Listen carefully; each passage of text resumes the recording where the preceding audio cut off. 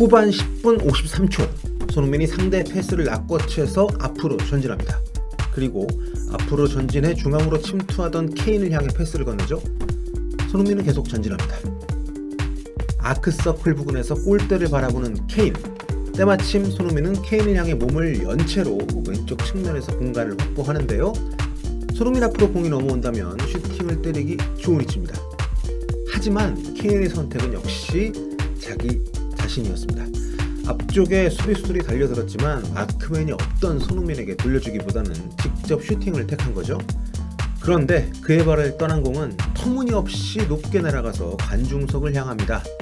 두 팔로 자기 앞 공간을 가리키는 손흥민의 모습이 보이시죠? 물론 슈팅을 할 수 있는 위치와 거리였습니다. 무엇보다 다름 아닌 해리 케인 아닙니까? 하지만 팀이 지고 있던 상황, 좀 더 확률이 높은 동료 선수에게, 그것도 직접 볼을 가로채서 여기까지 끌고 오게 만들어준 선수에게 내줬다면 어땠을까요? 안타까워하는 손흥민의 모습도 아마 그런 생각에서 비롯된 것이 아닐지. 왜 공을 주지 않았느냐 아쉬워하는 손흥민에게 케인은 멋쩍은 표정을 지었습니다. 손흥민 역시 옅은 미소로 항변을 대신하죠. 하지만 고개를 돌린 뒤 한탄을 감추지 않는 모습 너무 안타깝더라고요. 저기서 슈팅 대신 툭 밀어주기만 했더라도 아닙니다.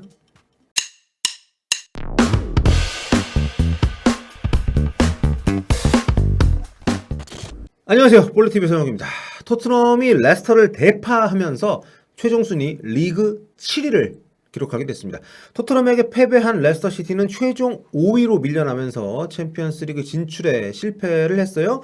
맨체스터 시티, 맨체스터 유나이티드, 리버풀, 첼시 이렇게 네 팀이 챔피언스리그 진출 티켓을 따냈습니다. 토트넘은 레스터를 이겼음에도 불구하고 7위에 그치면서 챔스도 유로파도 아닌 이번에 UEFA가 새롭게 만든 유로파 컨퍼런스 리그라는 대회에 출전권을 따냈습니다. 챔스 유로파에 이은 3등급 대회라고 보시면 되고요. 여기서 우승을 하면 챔스 유로파와 달리 챔피언스 리그 진출권이 아닌 유로파 리그 진출권을 줍니다. 다음 시즌 결승전 장소가 알바니아라는 것도 상징적이고요. 상대적으로 좀 이런 슈퍼리그까지 이름을 올렸던 토트넘급의 팀에게는 사실 나가는 게 좋다라고 하기에는 좀 애매한 그런 대회 아닌가.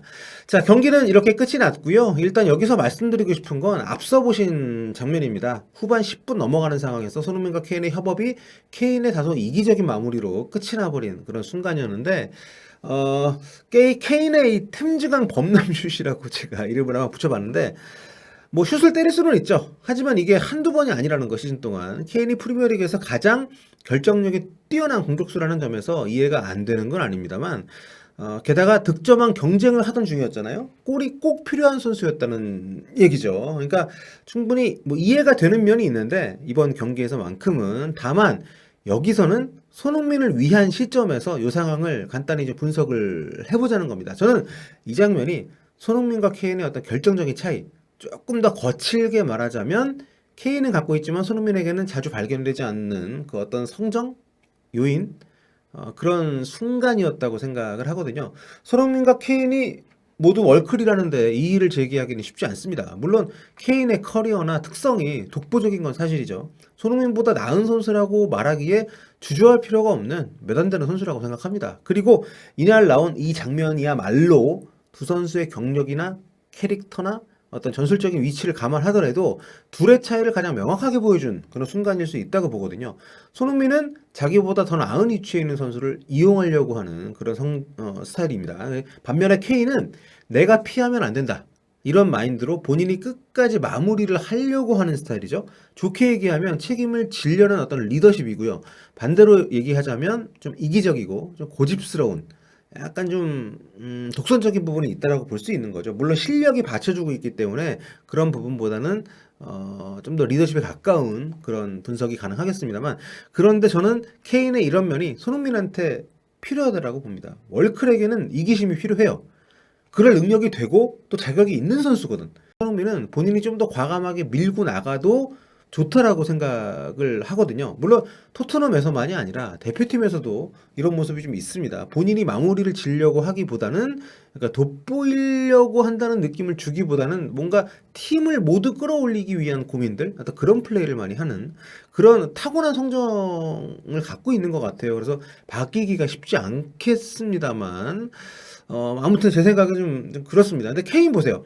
경기 때는 자신의 능력을 가장 믿고 또 스스로 해결을 하겠다는 어떤 아집도 부립니다만, 경기 끝난 뒤에는 이렇게 손흥민을 찾아가서 어떤 찐한 포옹, 알리까지 끌어안고 아주 각별한 애정을 나누지 않습니까? 그러니까 좀 경기 중에 보여주는 모습과 경기가 아닌 상황에서 보여주는 모습에서 본인의 어떤 스스로의 역할을 명확하게 구분한다는 거죠. 그 경기 중에는 본인이 어떻게 마무리를 해야 한다는 책임감, 어떤 자신감 이런 것들을 꾸준히 견지를 하고 있다는 거. 아무튼 뭐 이 장면으로 좀 넘어가면 이게 너무 짠하죠. 굉장히 오래 셋이 끌어안고 있었어요. 와 정말 케인 떠나는구나.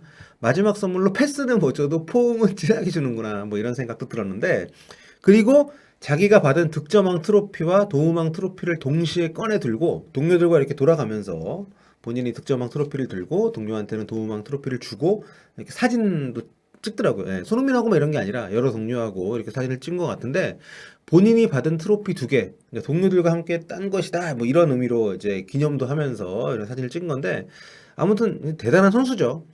본인의 어떤 개인의 성과하고 팀의 성과하고 물론 늘 같이 가는 것은 아닙니다만, 어쨌든 자기가 스스로 최대 할 수 있는 최대치를 해서 본인의 어떤 영예도 누리고 팀에도 도움을 주는 어떤 그런 굉장히 적극적인 마인드, 그러니까 적극적인 방향으로서의 긍정적인 의미로서의 어떤 이기적인 모습, 이런 것들이 어느 정도 손흥민 선수도 필요하지 않나 생각이 들고, 그리고 이렇게 자의식이 강하고 본인이 마무리를 해야 직성이 풀리는 선수하고 함께 뛰는 시기도 이제는 좀 떠나야 되지 않나 이런 생각까지도 한번 들었습니다. 그러니까 본인이 중심이 돼서 해결사 역할을 할 수 있는, 자처할 수 있는 그런 어떤 새로운 도전이 필요한 게 아닌가.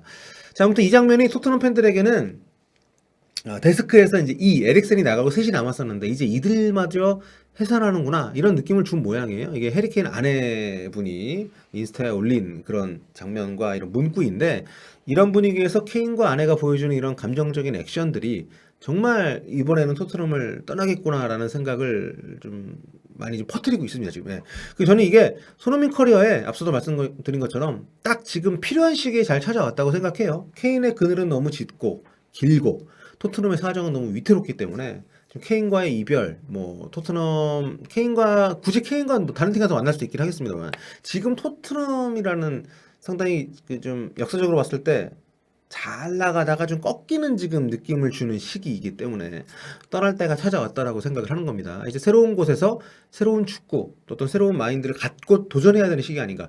이날 추가 시간에 토트넘이 한창 몰아붙이는 상황에서 메이슨 감독 대행이 잠그겠다면서 이제 로든 넣고 손흥민을 빼지 않았습니까?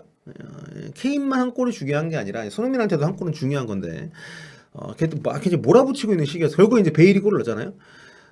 여기서 이런 게 참 에이스 대접은 역시 안 해주는구나 이런 생각이 들었어요. 그러니까 떠나야 됩니다, 진짜.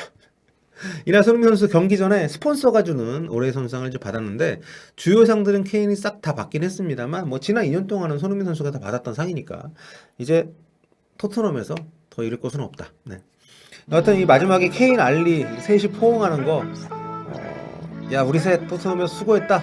이제 새로운 팀에서 도전하자 뭐 이런 얘기를 나누는 모습이었길 바라면서 오늘 토트넘의 시즌 마지막 프리미어리그 경기 후토크 마무리하도록 하겠습니다. 너무